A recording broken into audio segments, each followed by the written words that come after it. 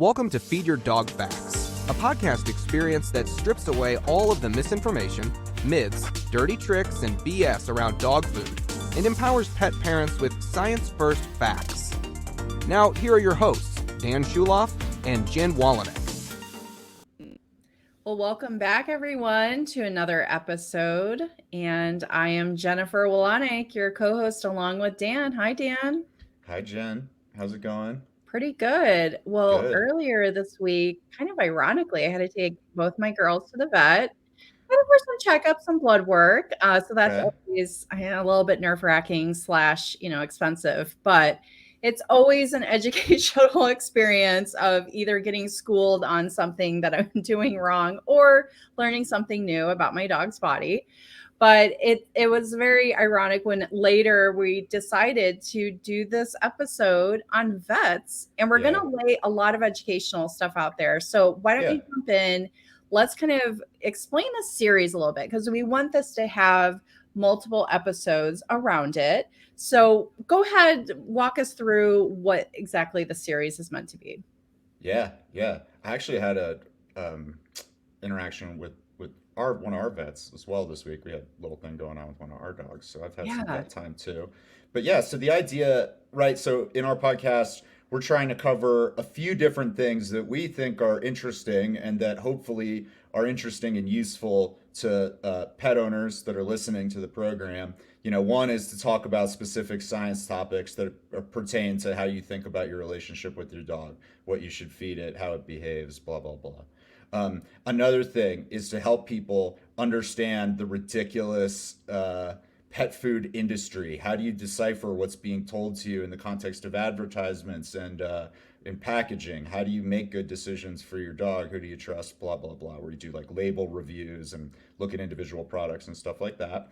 And then this third part, I think is really interesting, but I also think it's got some potential to be misinterpreted. So like you said, we're looking at vet stuff. And the name, our working title for this little sub-series is More Vets Smoke Camels. And you can imagine from the name of that title. What does it mean? Well, it's just got a little bit of you can tell it's got a critical angle, okay? Right. So this is designed to highlight things in the modern practice of veterinary medicine that we think pet owners should know about that represent, in our eyes, at least to some degree, something that's wrong, something that could be corrected. This is not our way of saying that all vets are bad. Don't listen to your vet. We've got a problem. You should elevate us above that. Like, nothing like that. But there are, to my eye, from the work that I did writing my book, where I lived this stuff for a long time, there are some pretty clear problems. There are things that have solutions, and they're definitely things worth talking about because they don't get better unless you talk about them. And so the More Vets Smoke Camels series is our way of trying to bring some of that stuff to the forefront. I like that. That should be our tagline, topics worth talking about, because it is true and it impacts all of us in one way or the other. You know, I'm coming at this from a non-scientific, I'm not a scientific researcher. And so this is always fascinating to me. So I'm going to be sitting right next to everyone else, learning and asking questions as we get into this. And so, let's kind of start off with, how do you become a vet? Yeah. Okay. So look, what we're trying to, this is the idea behind this show. So the More Vet Smoke Camel series, we're going to talk about veterinary stuff, and it's generally going to have the perspective of, here's things we could do better. This specific one is designed to give our listeners a sense of a few things. What is it like to get trained up on nutrition as a vet? So I'm sure you've had this experience. I've had this experience more times than I can count, and I'm sure everyone that's listening to this has too. You have a question about what to feed your dog, and you go to your vet to ask what do they think about it. Or your vet provides information on what they think you should feed your dog, even kind of unsolicited. They notice something is going on with your dog, and so they tell you what you should feed them. And so this program is us giving an overview of what is it like to get trained up in nutrition as a vet. So we're going to walk through some facts about the modern veterinary medicine academy, I guess you'd say, vet school, what that looks like, what role nutrition plays, how it compares to similar domains like human medicine. And then we're going to highlight two specific criticisms, two things about the way that vets are taught about nutrition in the modern era that we think pet owners should know about and that we think could be improved upon if we want to make everybody's dog as healthy as possible. I always struggle, like, what's the way to say public, like veterinary public health, like companion animal public health, but like whatever that is, these two things, if we could fix these to some degree, I believe you'd do better in that way. I love it. Let's dig in. Let's get started. And I agree. We really should start with what is the training? What is the path? What is the lead up to becoming a vet? All right. So you pulled up this beautiful slide. And we will definitely have this in the show notes because it is beautiful. But we'll be walking everybody verbally through. But I mean, it's straightforward information, but it's really good information. So when we start throwing out references back to, or what does it mean and where are they learning this? This is good information to know. That's right. I agree with you. So what we've got on the screen now is this timeline that shows what does it look like to what kind of training takes place to go from being a high school graduate to being a practicing veterinarian. And some of the take-home points are, number one, you need at a bare minimum 8 years of schooling to go from a high school grad to a practicing vet.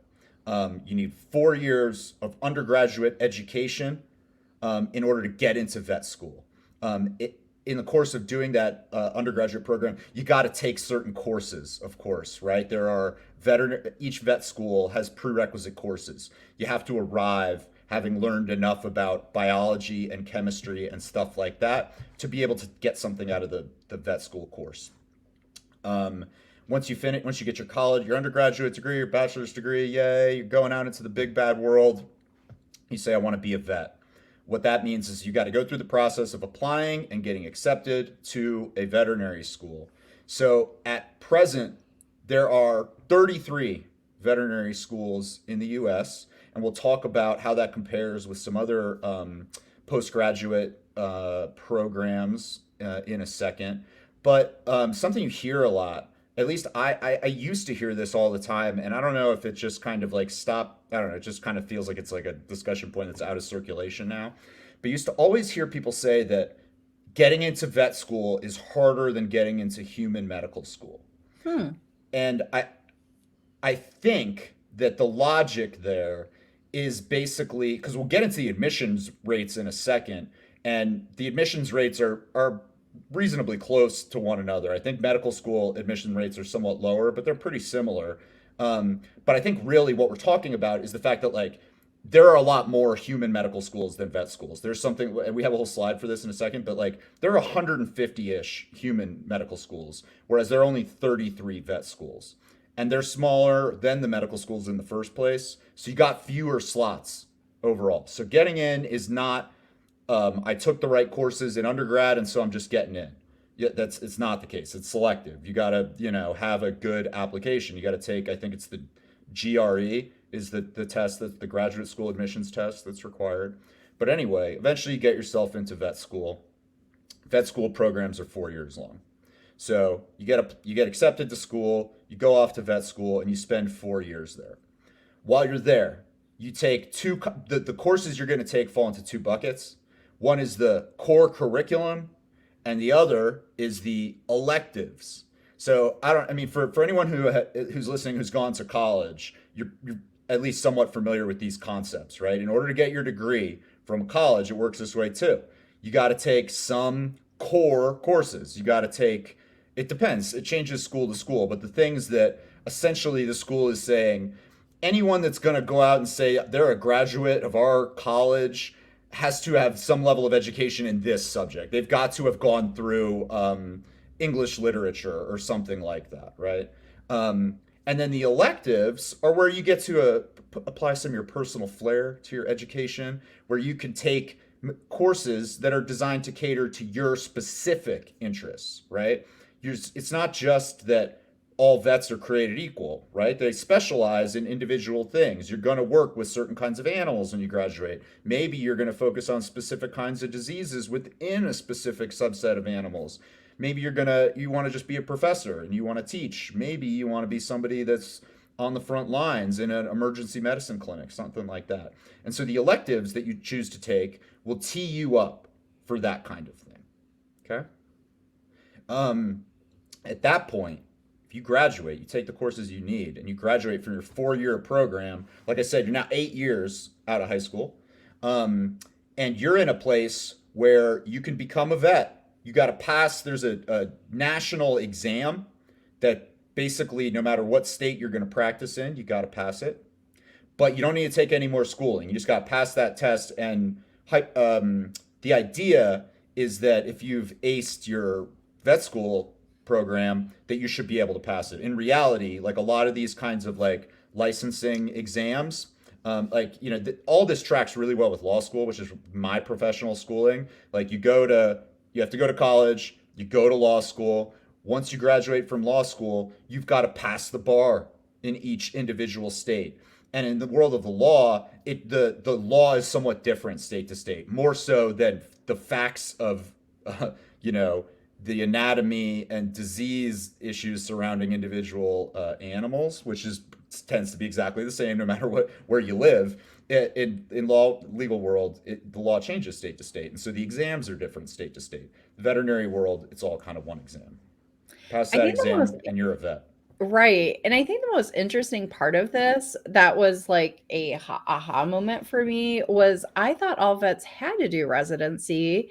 And when you were No. walking through this, it's only if they choose a specialty. I don't know. Look, my biggest reference to medical world is Grey's Anatomy. So I'm not coming at this with any sort of researched, opinion, but I find it interesting. And it's just interesting to kind of understand where they kind of choose their focus, where they want to collect all these electives for their own personal interest. And then they can choose the specialty, such as the surgery from nutrition, where they want to kind of go with their education. So, Yeah, that's right. So yeah, you don't need to go through a residency program in order to be a practicing vet, in order to be certified to practice veterinary medicine. right. But a lot do.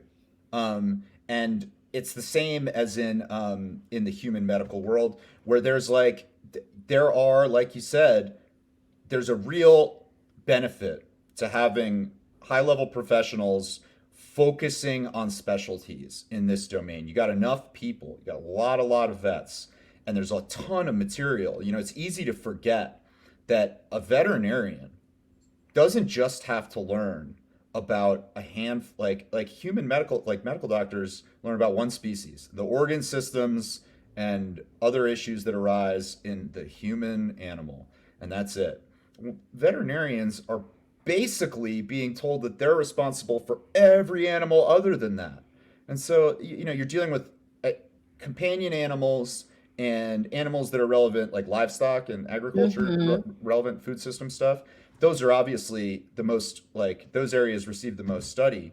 But I mean, just to conceptualize, like, the amount of material that's out there to be learned is way bigger than in the world of human medicine, because you've got all these different species that work somewhat differently from one another, and you infer things across them. But like, overall, the amount that there is to be known is far greater in the world of like doing medicine for animals.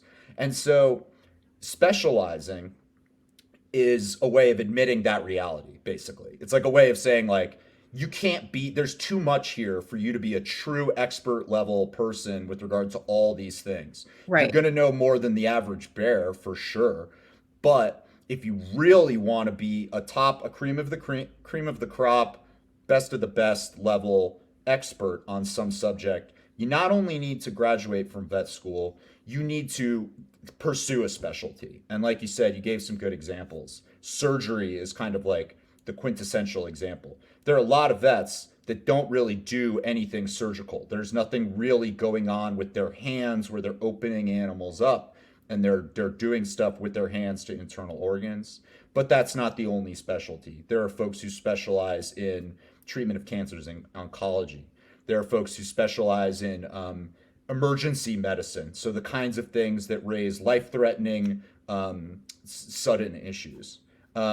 Nutrition, obviously, is something where everybody gets, like all these topics, you get some degree of exposure to them during the general curriculum.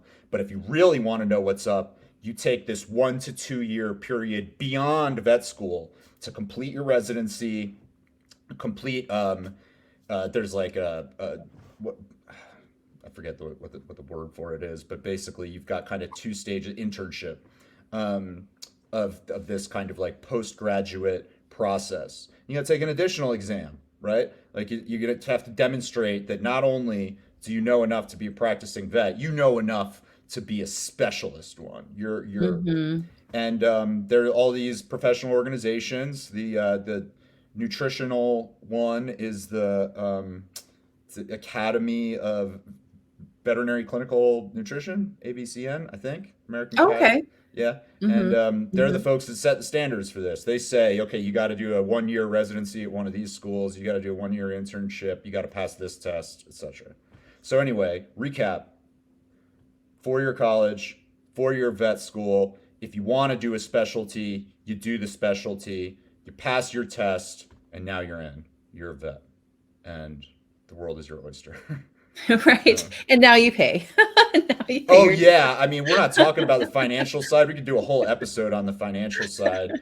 I mean, as a 40-year-old man who financed my own legal education, law school's only 3 years, not 4 years, and I didn't have to do any kind of internship or residency. But like, yeah, as somebody that's still paying off my law school loans, I guess it's like 15 years ish later, that those financial pressures are real. right. Yeah. I don't have the number here on the average amount of debt that a vet enters the workforce with, but it's eye popping. I Oh, I'm remember sure. it's a big 6 figure number. Yeah. I'm sure. Yeah, and it is very interesting and it makes sense.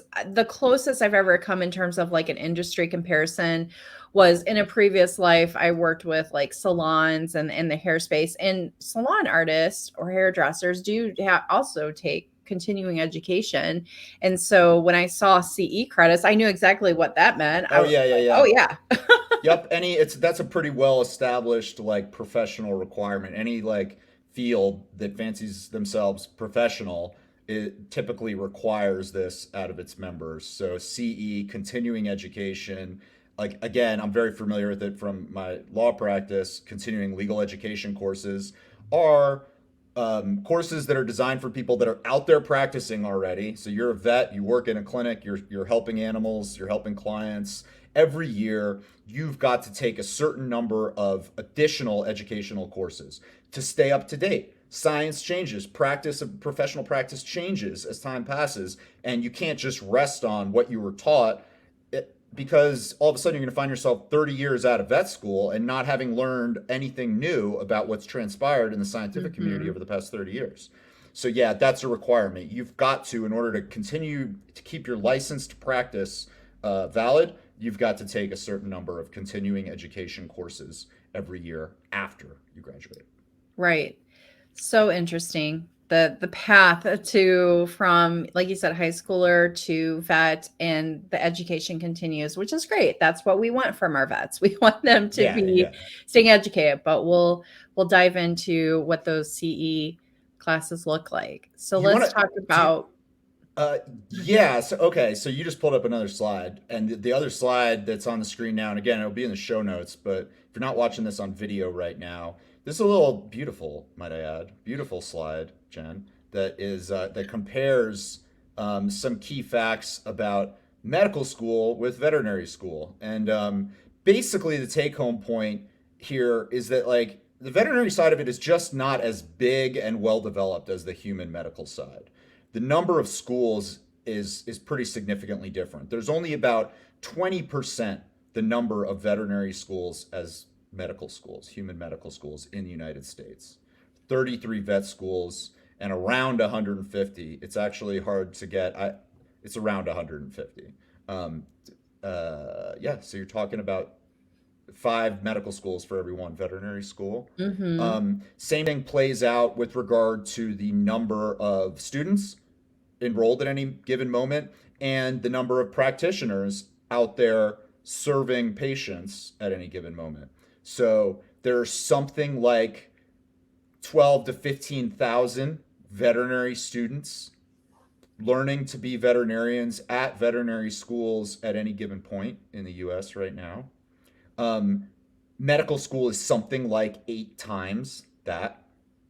And then the same kind of ratio translates into practicing professionals. So you've got at least 1 million doctors, human medical MDs in the US right now, and you got something like 125,000 practicing veterinarians. So big communities, both of them, relatively large communities. I think if I didn't know those numbers off the top of my head, or like if I hadn't learned those numbers, I wouldn't have guessed that the veterinary number was that high. I would have guessed somewhat lower.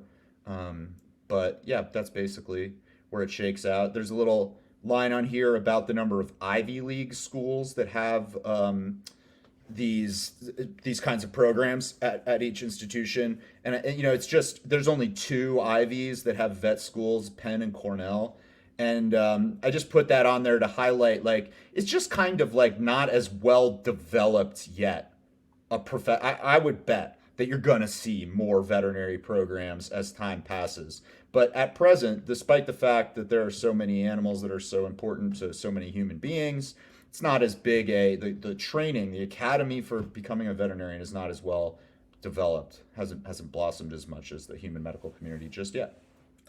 Yeah, and 125,000 sounds like a big number, but I'm very curious, and maybe we'll do an episode on it, of what the specialty breakdown is of, how much are in the companion animal space versus these other specialties, Yeah. and how further, because I'm sure they have to really focus on more urban areas because versus, out in the country, there was like a vet that you had to drive to 45 minutes away and everybody went to this one vet. So yeah, if you're practicing on, Mhm. Fifth Avenue in New York City, your ability to treat the most common diseases found in like cattle is pretty unimportant, pretty irrelevant to your practice, right? And vice Right. versa.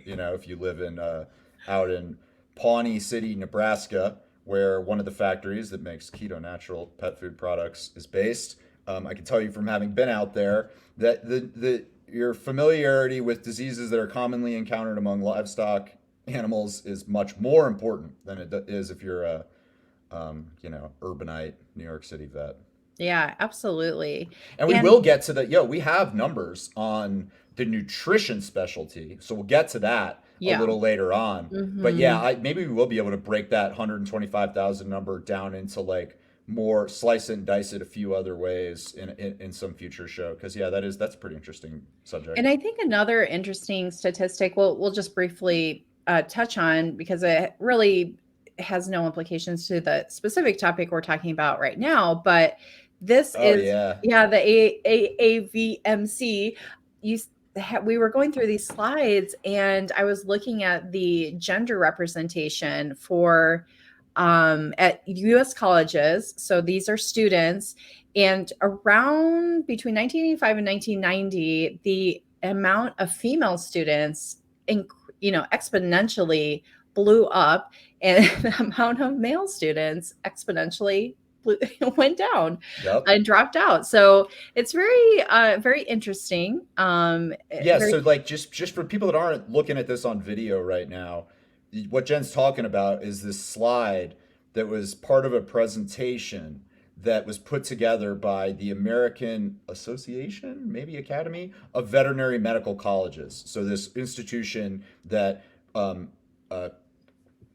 issues accreditation to different veterinary schools. I can't just launch Dan's veterinary school and say, all right, we're number 34 now. You got to do what these folks say you got to do. And so they have access to all the student info and blah, blah, blah. And so they publish a variety of interesting things. And so they publish this thing that breaks out student demographics in a variety of ways. And there's this one on, I'm going to have to like sit up a little bit to look closer, but yeah, on gender representation among students.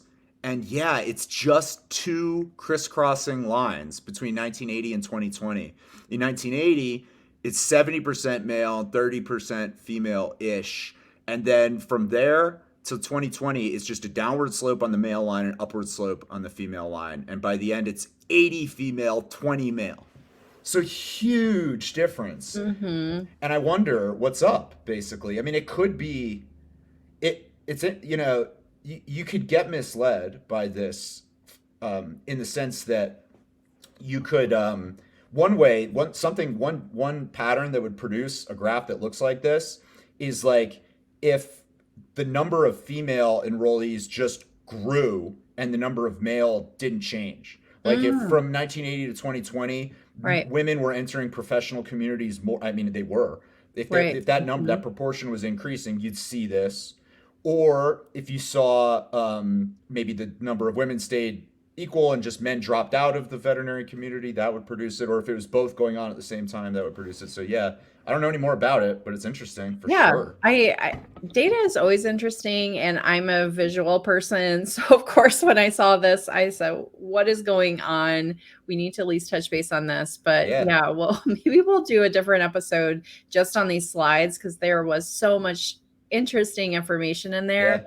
But I mean, anecdotally, I can tell you that in my personal life, I'm friends with a lot of folks who are veterinarians, and strangely enough, I did not meet them through my work. Like these aren't people that I encountered through writing my book or running the Oh, okay. or anything like that. But I just like kind of fell into a community of folks when I moved into Salt Lake City, where like the common hub guy was a vet, and so I met a lot of people that he's friends with too.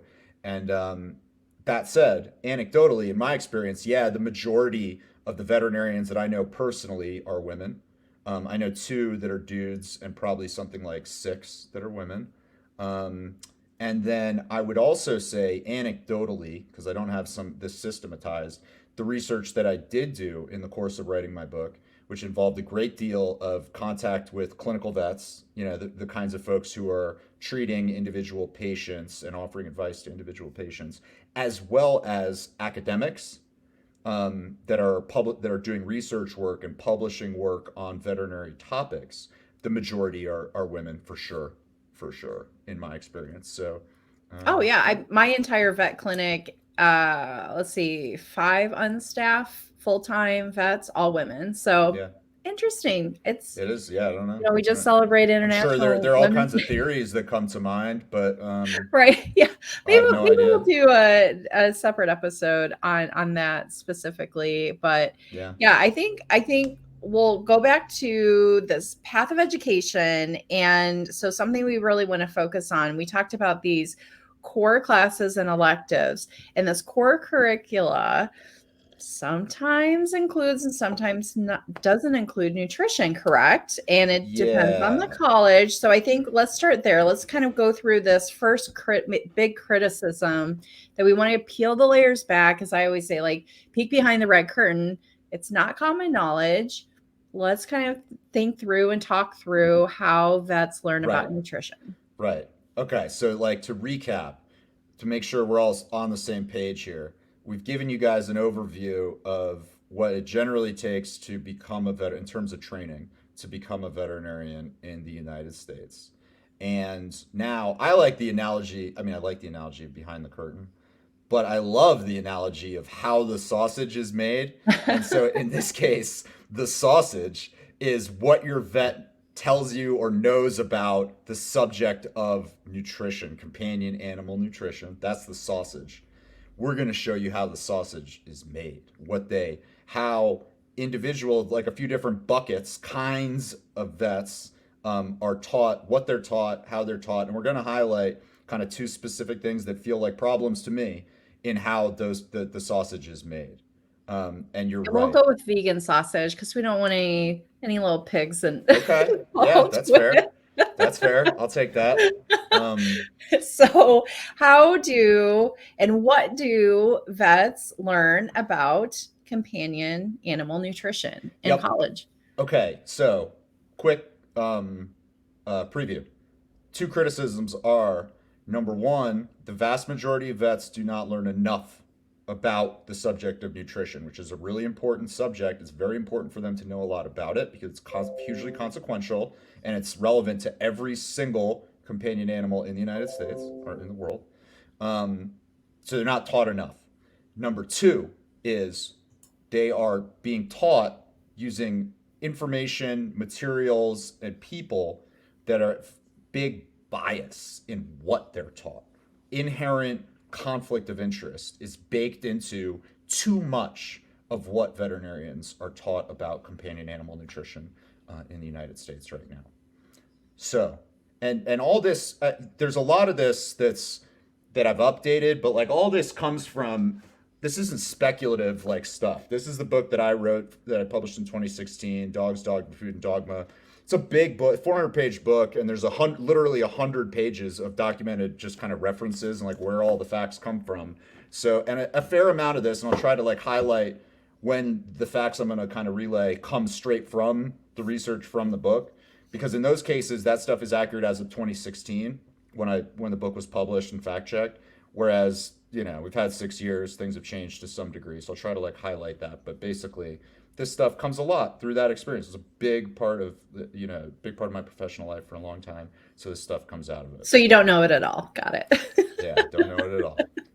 But I'll do my best to try to tell you what I do know. Okay, so remember, we said a minute ago, there are about 125,000 veterinarians in the United States right now. And there is such a thing as being a specialist veterinary nutritionist. That is one of the specialties that you can choose to pursue if you're a rising veterinarian. How many veterinary nutritionists are there in the United States? There are fewer than 100.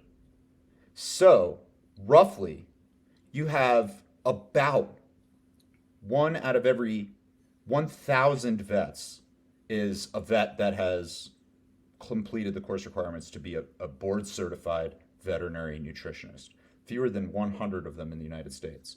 So what that means, if you're playing the odds, if you know a ton of vets like I do, just through whatever luck and circumstance, if you know a dozen vets, there's almost zero chance that any of them is a board. I'll bet all day against you that none of them are veterinary nutritionists. It's just really uncommon. And it's something like, so in the course of writing the book, I asked a bunch of questions of the ACVN, the organization that certifies veterinary nutritionists, and they have some information on what kind of practice they have. And so a huge chunk are academics that are basically, they teach nutrition at vet schools and do some amount of research science and provide clinical, like a lot of them do some degree of like clinical work too. You can like reach out to the vet school at the University of Florida, something like that, speak to their nutritionist about a specific issue with your dog.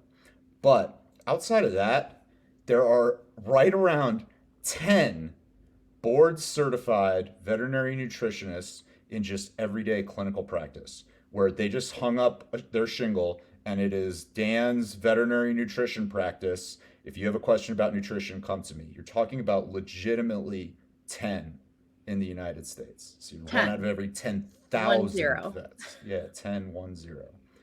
Very, very, very small number of the overall universe of vets falls into this group of specialized board certified veterinary nutritionists. And when it comes to the subject of, and my criticism, remember, got kind of 2 points here, right? Number one is that most vets aren't taught enough about nutrition. And number two is they're being taught using biased material. On the first subject, no criticism about the folks that are being taught that are board certified. Like if you're a nutritionist, you have received a lot of information about veterinary nutrition. I do have issue with the accuracy and bias baked into it, but there's no complaint about the amount of material. They have an obscene amount of things they've got to learn, right? Like nutrition impacts all kinds of organ systems, all kinds of diseases. And again, with vets, you're talking about all kinds of different species, not just one. So an obscene amount of information. But that's the 100, that's the 1 in 1,000 vets. The much more relevant issue is what are the rest of them being taught? That's the thing. You're not, any nutrition advice that you've received in your life, in your personal life, and any amount that I've received in my life has not come from those people. Okay? When I go to my local clinic, any place I've ever lived in my entire life, none of them are board certified veterinary nutritionists. They're all clinical vets that maybe specialize in something, but not that. And so the issue of what are those folks being taught is definitely one where Hmm. not being taught enough is an issue, basically. Um, so you can there are a bunch of like factoids that paint the that showed the extent to which this is so. So here are some of my favorite ones. Number one, in one third of the veterinary schools in the United States right now, you can graduate without taking any course in nutrition. So you can remember we talked before core curriculum versus electives. Core curriculum, no matter what kind of vet you're going to be, you got to take it. Hmm. Elective, that's your personal interest. One third, approximately, one third of the veterinary schools in the US right now, you can complete the curriculum without taking any nutrition at all. That blows my mind. It is kind of mind blowing, right?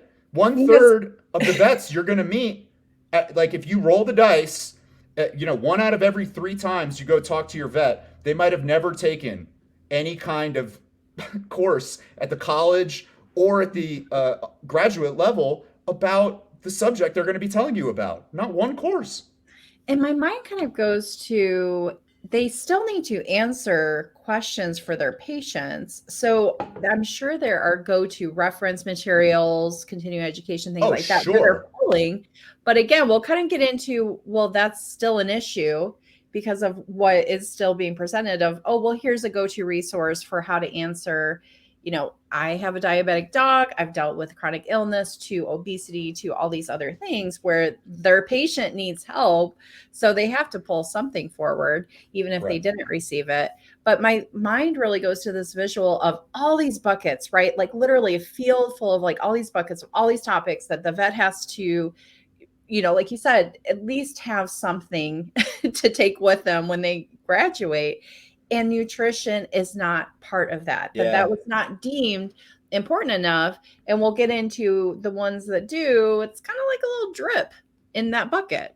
Yes. Yeah. Very Yeah. That's a interesting. fair analogy. And these things, there's always an explanation for why some evolved system ends up the way that it is. And in this case, it feels kind of absurd on at first glance to be like, wait, they're not required to take any info about nutrition. Nutrition is such an important it's got such, Hmm. prominent links to health. How could they not be required? Well, to the best of my knowledge, the theory that makes the most sense to me, the story, the explanation that makes the most sense to me is that more than in human medicine, veterinary medicine is a treatment focused profession rather than a preventative health focused profession. It's something that, as a matter of industry, what people are willing to pay for. So, not like how it should be to maximize health, but like, the insurance system that governs like medical care and the human medical care in the US is not in place in the veterinary world. There are such things as veterinary insurance coverage, but like it's completely different and it's uncommon. And so really, what people ought to be focusing their practice on is one thing, but what clients are willing to pay for to make it a industry, to make it so that the Hmm. hundreds of thousands of dollars in debt you're taking on while you're in school are going to get paid back it's dictated by the market. And the market says with animals, companion animals, people are much more willing to pay for treatment. My dog has a problem, fix it, than preventative health, which is I'm going to go to you and pay you money and you're going to tell me what I need to do in order to keep my dog from getting sick in the first Hmm. place. That's just not as much of a thing. And I think that that's a pretty relevant part. A lot of nutrition, there are ways in which you come in, you go, my dog's got this, that, or the other problem. The vet says he has this disease. And one of the things you should do is change his food to make it X, Y, and Z. That's a thing. It happens. But a lot of nutritional stuff, like, do you think I think about my personal diet all the time? I'm sure you do too. And it's not because I have a disease that I'm trying to treat, it's because I'm trying to manage the likelihood that I develop other things I don't want to develop. You know what I mean? And so it's a lot like that in companion animal nutrition too. So in that sense, you can kind of see why the academy would develop the way that it did. Still, it's fair to criticize it given how it's not just an industry, it's a public service profession as well. Like these are Right. people that we should reasonably expect can answer these kinds of questions. Because I will tell you, I have never once in my life, professionally or personally, had the experience of bringing a nutritional question to a veterinarian and having them say, I don't feel qualified to answer that question. That is not something that I've ever encountered in my life. And I think in a perfect world, the folks who haven't taken, who have graduated from these schools without taking those courses would be open to admitting that, because I think it's something that clients would want to know. Yeah, absolutely. I think that's a fair criticism. And even thinking back to my vet trips this week, it was very much, yes, there was some blood work, but it was to talk about things that were happening in the moment. It was never, let's get them to an optimal weight to prevent things. Let's talk about what's going in their bodies, because if they intake this thing, it was never a discussion like that. It was very much immediacy. Something's going on. Let's figure it out. And you're right. That's what I'm comfortable whipping out the credit card for, because I say, yep, absolutely. Scared. Oh, there's a disease. Please help me. This is not, so nutrition sometimes falls on the pet parents too, or we're trying to figure out. And we'll also have an episode to interpret dog food packaging, because that's another layer of trying to interpret best nutrition for your dog. Anyway, multiple layers. Let's get back to talking about okay. All right. First factoid is that in 1/3 of the veterinary schools in the U.S. right now, you don't have to take nutrition at all to be a graduate. No, factoid number 2, in the schools where it is required, because 2/3 of them do require some form of it, in all but 3 of them, so in the vast majority of them, like 90, I don't know the math off the top of my head, but you're talking about something like, in all but 3 of the schools, all that's required is a single 2-credit course, which if you have gone through college, you could rack your brain and try to remember the distinction between a 4-credit course on the one hand and a 2 or a 1-credit course on the other hand. What this distinction is basically like how much material you're being taught. 4-credit courses require more, there's like more classroom sessions, you meet 3 times a week or something like that, where in 2-credit courses you're like meeting once a week. The amount of material that you're being taught is smaller, so the amount of time you invest is smaller, so the amount of credit you get is less. And Correct. That's kind of just like how it fits into your degree requirements. And so let me give you, I got some visual aids for anybody that's watching on video as I try to find a place to put my coffee. Okay, here is something from my own education. In law school, they have 4-credit courses and 2-credit courses as well, right? And so the point that I'm going to make here with these written materials applies to law school. Like, I'm familiar with this phenomenon, having gone through it. So this is a textbook from a securities law class that I took in law school. That is a 4-credit class. Securities, like stocks and how companies are formed and exist, is a complex topic that involves all kinds of stuff. And it is a 4-credit class when you take it in law school. And so the material that the lectures come out of is this 1,000-page textbook. I mean, that's like 4 inches. It's a significant book. I just read this article on, I forget, some like website about the weight of some of the like big popular books that have been written recently. This big novel that I'm reading now, I think it was like 2.5 pounds. It's like, oh, okay, that's pretty big. Yeah. But now to give you a contrast, look at this pamphlet. I won't show you what the subject is yet, but you can see there's some animals on it. The word nutrition is written on the side. This I got from someone that I interviewed in connection with my book who was good enough to give it to me. This came out of her 2-credit veterinary nutrition course that she took during vet school. And she went to a school that U.S. News and World Report, you know how they rank like colleges and business schools and all that stuff. They rank veterinary schools every year too. Whether the rankings hold water or not, I don't know. But she went to a super legit vet school that, according to U.S. News and World Report, is consistently one of the 3 top-rated vet schools in the country. Okay? Consistently. Always there. It's like one of the best ones. And this, 80-page pamphlet is what she received in the course of doing her. So this is for the people, this is like if your school requires it, and if your school is super good, like one of the best in the country, and it happens to also be one that requires nutrition, in all likelihood, this is the type of written material that your vet was given to work off of in the course of doing it. And Maybe I as shouldn't even say this, but it looks like it was like binded at like Office Depot or something. yeah, It's yeah. very when you literally when you compare it to your law, now granted law school, I do think of them being like very prestigious books and they're like perfectly, Oh, well, I mean, like, look, here, I've got another visual. We're going to go into this in a second, but like, if you take yeah, there you clinical, go. if you're a board certified veterinary nutritionist, you work off something like this, okay? Like Right. real serious stuff. But this, I mean, I like the thing that I like, and I'm going to try to cover up the author's name because we don't need to The put her on clip blast. art is just The clip art chef's is kiss here. fantastic, but it also it underscores something that that makes the point even stronger, which is that so on this I've got a sheep, a dog, a cat, a horse, and a cow. So Wow. again, Yeah. you're being taught about the organ systems, disease implications, nutritional requirements of nutrition when it pertains to all of these species in this 180-page thing. Like, you know what I mean? If you were getting an ebook, if I was a life coach and I wrote a ebook that was 80 pages long, that was equivalent to this, I'd give it to you for free. You know what I mean? I couldn't Yeah. charge. You couldn't charge people for that. That's not Correct. enough materials. So, and that is on the upper end of what your veterinarian is likely to have received in the course of their nutrition training. You know, again, this is one of the top vet schools in the United States, and it's one of the schools that actually does require a veterinary course in their core curriculum.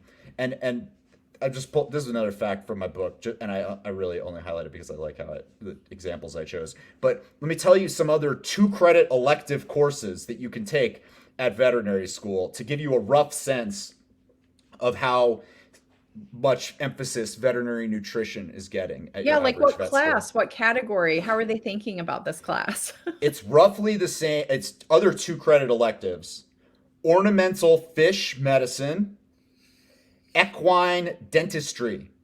So just the teeth of just the horse is Wow. as important as all the nutrition of all the animals. Of which all is the just like species. makes no sense to me. Oh But, my gosh. so Yeah, that's it feels, yeah, I feel that vets are being shorted and it does kind of bring up a little emotional feelings for me as a pet parent of really, I do wish my vet had taken hours and hours and hours of nutrition in terms of feeling very confident in, like you said, answering those questions that I'm bringing to her. I'm sometimes in a pickle of what do I feed my dog? She's acting sick, or things are not going well with her diabetes. And it often does feel, I don't know, maybe we can try this. And I love my vet, but now understanding, like you said, just the very short-sighted nature of, well, at least we talked to them about nutrition for all the species. It's like, just again, that drip in the bucket. yeah, it's really Whereas small. there are all these other buckets, like you said, 2-credit course for just the teeth of just the horse within another bigger bucket of equine, vet Yeah, care. yeah, That's yeah. anyway, it's fascinating. Yeah, I mean, it is kind of fascinating. And, again, there's the criticism and then there's the recommended fixes, right? So what Mhm. we're raising is something that feels like valid criticism that I bet you the majority of veterinarians, if you were to poll them, would also say is something that they're critical of. They wouldn't say, I think it's a hard position to take that those facts, we agree, we agree with your sources. Your facts are right. We just don't think it's Right, a problem. Nobody's saying that. right. What people might be disagreeing about is what's the significance of it? What do we do about it? How do we change the work? How do we change the practice in order to fix it? And then Mhm. you get into things like, well, you're going to have to get people to pay for more of it because it's got to be, and a variety of other types of fixes that are kind of beyond the scope of this. But I would just say, I guess kind of the last point that I wanted to make, or just emphasize because we made it before, is just that you were like, I really would like my vet to be confident about these nutrition issues when I go in and talk to them. And I would say that that's not what I want. I, Mm. I, it is what I see. I almost never get any admission of this isn't something I know that well. I didn't receive that much training about this. I'm not certain about, I can tell you all about your dog's cardiovascular system, I can't tell you that much about what you should feed it. That is not something that I hear very often at all. I do see a lot. Instead, I get a lot of confidence. I just believe that it's Mm-hmm. misplaced confidence. And, Mm, that's, there are, what are the causes of that? How do you fix that? I'm sympathetic to all that. You know what I mean? It's like, right. I Yeah. get, I get that if a client comes in and doesn't, and regardless of how poor your veterinary nutrition training was, if you're a vet, client probably doesn't know as much as you. And they're more in the dark than you are. And they're coming in and they've got questions and they need help from an expert. It's not really, it can be problematic to admit Mm-hmm. to be like, I don't know either, man. We're in this we're in the dark together. Like that's not an easy conversation to have. And so I'm Right. sympathetic to it, but it doesn't change the reality of the situation. It just, it Yeah. is what it is. And so something should be done about it. Yeah, I really categorize this as voice for change. There certainly are inherent criticisms in terms of talking about this topic, but by talking about it and bringing it to the surface level, at least it can become common knowledge and hopefully be a voice for change. And you Yeah, know, it's like, so we talked about the working title for the series, More Vets Smoke Camels, right? So the hmm reason that that title works, in my opinion, is that with the benefit of 60, 70 years of hindsight, it seems ridiculous. Like it's like smoke camels. Doctors don't smoke camels. It seems ridiculous. But that's because there's been 60, 70 years of progress in yes, that domain. At the time, in the 1940s and 50s, there were real ad campaigns that really worked that used the tagline "More doctors smoke camels." At that point, that was not weird or problematic. That was just what people accepted.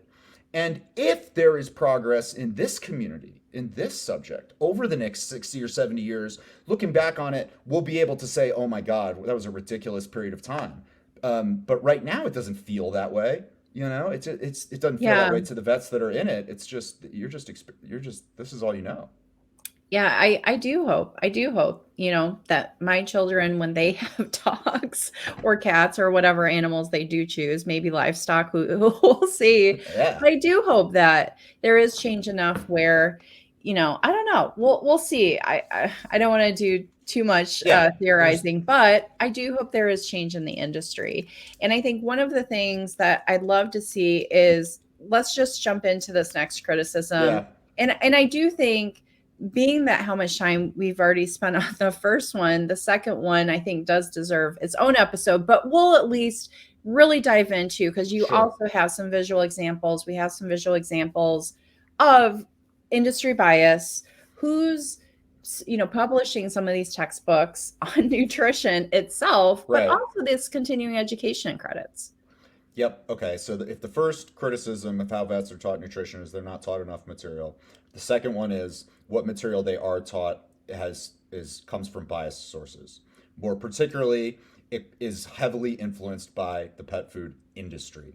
Folks, the companies that make pet food play a big role in funding and putting together the material that is taught to rising veterinarians. That's a problem because those are for-profit entities that have an interest in making sure that veterinarians are taught information that is good for their business as opposed to bad for it. And again, it wouldn't have been weird in the 1930s or the 1940s for a lung doctor is a pulmonologist, cancer doctors, oncologist. It wouldn't have been weird at that period of time for the organization that funds most of the medical training for pulmonologists to be Philip Morris. That wouldn't like In the if that had moment. been at Yep. place at the time, it would have hmm just been like, well, yeah, they're a big company that has a lot of money, and it makes perfect sense that they should be involved in teaching. They know a lot about lungs. Smoking goes into the lungs. They know all about that. Of course, they should know about it. It's equivalent to that. That's with the benefit of hindsight, that feels completely absurd. It feels criminal, would be criminal in this day and age, right? It's the process. It's what's in place right now in the veterinary nutrition world is just the reality. There is no the amount of money that exists in the world of veterinary nutrition is entirely from the folks who make pet food and that's it. There's no, if you're doing academic research concerning human medical health issues, organizations, governmental organizations like the National Institutes of Health, you can apply to for grants, or you can apply to private foundations, charitable organizations for grants. The amount that's available for human focused medical research from those types of entities is just, there is no, it's not even fair to say it dwarfs the equivalent in the veterinary world. It's just like there's nothing. It's not there in the veterinary world. All of the money comes out of pet food companies, period. That's it. They're big companies, billions and billions of dollars, and the extent to which there are little nonprofits that are putting together charitable grants to compete with that or to supplement that is just, it's so small that it's negligible. It's not even worth mentioning. It is, if you're doing academic research in the companion animal nutrition world, you are getting money from a pet food company one way or the other. It's somehow coming down through there. There's just no money there otherwise. Yeah, I never really thought of it that way. It's go where the resources are, and the resources are at these pet food companies because they are the billion-dollar organizations. That's right. That's 100% right. And so meaningful change, if we are talking about what would have to change, you have to have something that competes with that. Whether it's, tax funded governmental stuff, you can imagine how difficult that would be because obviously your dog and cat don't vote. So it's not likely that that's coming around anytime soon. Or some kind of charitable organization. We've seen in the world, there are a lot of animal focused nonprofit organizations. They're not focused, there's nobody that focuses on this specific type of issue, providing unbiased funding for research and veterinary nutrition academy. It's just not there, to the same extent to which there are rescue organizations for homeless pets, that kind of thing. Right. So, all right. So and I think let's kind of jump into. Give you these examples because they just punch. They're so. I'm all about examples. Yeah. So this is the textbook that I showed you before. This is This is actually, they have a 5th edition now, so this is a little bit. If I was to be quoting material from it, it'd be a little out of date.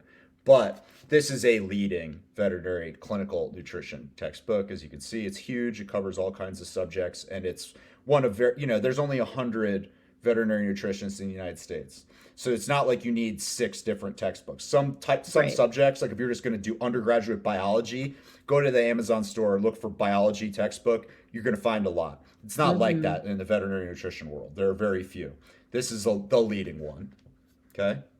And if I flip this over, why can't I do this? I'm just totally turned around and hold this up to the camera. You can see on the bottom of the cover of this book, there is a logo for the company Hill's Pet Nutrition that says compliments of Hill's. And then if I were to go into the actual material, so who are the editors of this book? I've got veterinary fellow, Hill's Science and Technology Center, vice president of research, Hill's Science and Technology Center. The dedications, one is to Mark Morris Sr. and Mark Morris Jr. Those are the people that Mark Morris Sr. founded Hill's Pet Nutrition, okay? So this is a compliments of Hill's created by editors that are full-time employees of Hill's and dedicated to the founder of Hill's, okay? So just and it's the textbook. So just take replace that. Let's do the analogy game. Pick your favorite industry, okay? If you're going to learn about geology and climate science, it's like having a textbook from Chevron, okay? Right. If you're going to learn about human nutrition and diabetes, it's like having a textbook written by Coca-Cola and McDonald's, Going to medical school, I got my McDonald's textbook written by the full-time employees of McDonald's. Or the really punchiest example is, I'm a pulmonologist. I'm taking my pulmonology course at medical school, and I want to learn about lung disease. And this is the textbook that was sent to me by Philip Morris. Right. Those are all direct analogies to what is the real that is happening in the world of veterinary nutrition right now. Yeah, the resources, going back to the resources, makes sense in terms of getting at least a textbook together. Okay, I can kind of, but when you opened it up and we're speaking to the editors, it then goes into, well, this internal information within this book that's, like you said, even multiple editions, so they're really on top of it, is, I would say, seemingly biased of how they're presenting what's quote good, what's quote bad of in terms of pet nutrition. So it feels so uneasy to me because you Right. cannot really deem any other industry that does this and does this That's with right. ease and has done this for years, Yeah. for decades. Yeah, decades. They're filling a white space, basically. Like if they Yeah, were to just pull out and say, or if we were to have a law said you right, can't, private industry can't teach academic right, information, then in a lot of ways, for at least a period of time, there would be no information that's taught. Like it's a white space. And so if you said, Hills, you can't fund it anymore, it's not like somebody else is stepping up with the money to fill that. And so it's you can understand where it comes from, but that doesn't mean it's not a colossal problem. And right. it's not the only. Here's another text, not as serious. Okay, not as serious, but Right, not another. the hardback version. This is the But paper. it's the same. I mean, Yeah, it's the it same looks kind of great. material where it's like we're walking Yeah. through individual diseases. In this case, editors, 4 editors, 1 not working for a pet food company, but the other 3 full-time employees of Procter and Gamble Pet Care, which no longer exists, is now Mars Pet Care. Uh, Manager of Scientific Communications, Hmm. Associate Director of Research and Development, Manager of Scientific Communications for Procter and Gamble Pet Care. Think Mars Pet Care. So you've basically got the Mars textbook and the Hills textbook. You know, Right. think you've got the Taco Bell human medical textbook. Sounds delicious. Or the McDonald's Edible pages. human textbook. Yeah, That's the reality. That's just that is the system right now. yeah, it sounds bizarre when you use other industry analogies, but it sounds so seamless with the vet industry because it's been, like we keep saying, it's been ongoing. There's no change. And it needs to be called out. It needs to be surface level conversation of this. And you said that even though these books aren't 2022 editions, that nothing has changed. Nothing No, has changed. yeah. So So one other thing, I think you've got stuff queued up that you could show for the folks that are watching this on video. But we talked about when we were doing the overview, right, of the veterinary, Mhm. of like how you learn if you're a vet. You get into practice and your obligation to learn doesn't stop. You got Yeah, to keep going out and learning, taking continuing education courses every year, certain number of them. Well, it might not surprise you to learn that the same pet food companies that try to Mhm. influence what veterinarians are taught during school are doing the same thing after school. It's a lot easier after school because most Yeah, of these programs you got to pay for.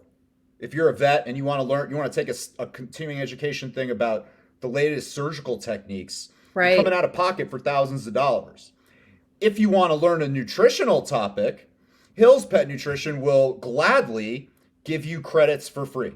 And Yep. you've pulled up this big menu of different online video options Mhm. produced by Hills that are all available for veterinarians to satisfy their For annual free. continuing for Yep. free. Mhm. In the course of writing my book, I even went to one of these. This was before the COVID, Zoom era, and so it was in person. I went. I ate the nice lunch that was provided. I listened to the nice presentation from. It began with 20 minutes from a Hills, not even a like scientific, like a salesperson that everybody there seemed to know. It was like all the vets that were in attendance at this presentation, and you're talking maybe like 24 people. The guy's like, "Oh, hi, it's Brady," and they're all like, "Hi, Brady." Like everyone knew this sales rep, no scientific training, no scientific literacy.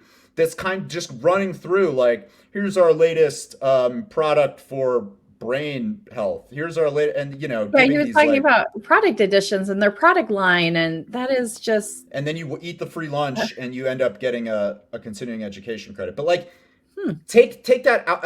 I kind of slipped into a different issue. The issue of material, take that out. Take that out off the table. We don't have, it's out off the, we don't have, we've already been going for an hour. If we were to tackle what's being presented on specific subjects and where what's being taught doesn't line up with the reality of yeah, what the facts and the evidence say, we would need everybody to tune in all day. We do that already, right? right. With our individual science things. But this is just like, you can't quibble with the reality. There's no longer room for debate over whether having implicit financial conflict of interest influences the material that's taught. That issue has been studied in every academic domain. Every time it's done, they find bias. If you've got, and it, of course, it's only common sense. Like if you are Philip Morris, you do not put out a textbook that says smoking gives you lung cancer. That's not happening. You are a for-profit entity, and you will get sued if you put out information. But your shareholders will literally have grounds to sue you Right. if you're going to put out something that's going to be that damaging to your business. And so, what I'm asking everyone to recognize is that every time that issue's been looked at, the issue of whether financial conflict of interest tends to introduce bias into what material is being taught, you can go try to quibble with that if you want. And experience I often have is I talk to individual researchers, individual vets, and they'll say, yeah, it's a problem, but it's not a problem for me. I'm not influenced by it. I see that it's there and I'm not influenced by it. And that may or may not be true in individual cases. But in the aggregate, which is the only level that we're looking at this on, right? We're talking about a societal level problem. It has a colossal role in shaping what veterinarians are taught. So yeah, it's the materials during school, it's the postgraduate education through CLEs, it's the sponsorship of and financial support of nonprofit organizations that ostensibly are public service organizations but are really funded heavily by these companies. It's like, if you follow, I did just a lot of paper trail following in the course of writing the book, and it's just like, you can't find, there's not a channel where the money doesn't somehow get traced back to big pet food companies. There's just no other money there. Wow. And so that bias is baked into everything. Bias is there. I think that's the big takeaway. And I feel like I just sat through a really good 2 credit hour course on, Dude, right? like, Good it should be an element of, I yeah, mean, that, Jen, that is I think that's a pretty darn good idea. That like, you can teach whatever you're going to teach to vets, but the very first thing you have to teach them is, look, the only place there's money in this industry or to teach you guys comes from right. pet food companies. So everything you're going to be taught here is coming from a pet food company. If that was hammered into their heads at the beginning of that might be a darn good way to like effectuate some Yeah. meaningful kind of change. Stay tuned for Dan's veteducation.com e-courses. Well, Jen, I am the founder of a pet food company. No, I'm able to do this stuff Yep. because there's money in it. I can Yep. tell you that when I wrote my book before I founded the company, there's not enough money That's in very people true. wanting to read a book like that for me to be able to do this. But it's Yeah. just like, what I try to do is Mhm. be really clear about that reality. Yeah. And that's like the equivalent, I guess, of doing what we were just talking about, where the very first course you take or the very first lecture is, this is all biased info. And Yeah. it's like, I have bias. It's like the video series that I put out before we started filming these podcasts was called, or I just always would call myself, a complete charlatan with a massive financial conflict of interest. Because I want people to understand that that's there. It's there for me. And you should approach what I say with a critical eye too. It doesn't mean you get to just discount everything altogether. Just like I'm not saying this book comes from Hills, therefore burn it and don't listen to anything Right. in it. But I'm saying you have to approach it with a degree of skepticism, and you have to be willing to get into the weeds and not just accept everything that comes out of somebody's mouth. I agree. Just put away because I read it on the internet, because I read it in a book. You really do have to take everything with a critical step back, critical eye, critical ear. And yeah, It's And so stay much good open. information. And and we did go over a little bit more than we do. So we really do hope you stayed on and listened to the entire episode. But I think this underscores how much information is within this subtopic of more vet Yeah. spoke camels. More to Yeah, we'll come. be able to We're go. scratching the This is, surface. we're going to have a lot more to say. I think that making this one of the issues that we deal with on a recurring level on the show really frees us up to go into the weeds. On This is very much an overview type Yep. show, but if you want me to like try to replicate as much as I can without violating IP rights, what it's like to go through a CE course put on by Hills, maybe that's something we can. I Yeah, don't know. maybe There's we'll a do some lot of stuff. reenactments or Yeah, something. you could be Brady. We'll figure Yeah. it out. We'll figure it out. We're doing it for everyone. We're trying to get this information out there. So we hope you enjoy this episode. Until the next episode, thank you for coming along the ride. And Yeah. Thank you, until next everybody. time. It's a pleasure. Talk to you all again soon.